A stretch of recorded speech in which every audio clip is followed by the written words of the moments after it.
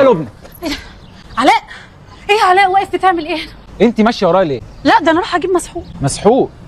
اه.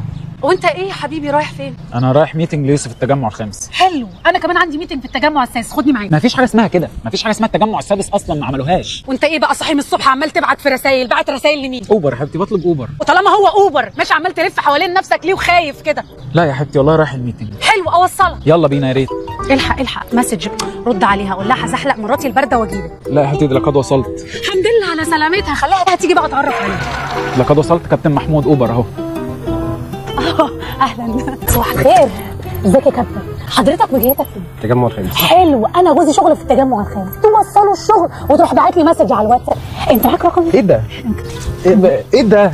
وانت بتقول لك هات التليفون بتديها التليفون؟ ها؟ اتفضل كده رقم حضرتك. ماشي اول يلا ما حبيبتي توصله تبعت لي رساله. اوعى بقى يضحك عليك يقول لك انا نسيت حاجه في البيت. انا عايزه اشتري حاجه ما تنزلهوش يا كابتن. لو قال لك نزلني كلمني يا كابتن. ماشي يا كابتن في رعايه الله، مع السلامه.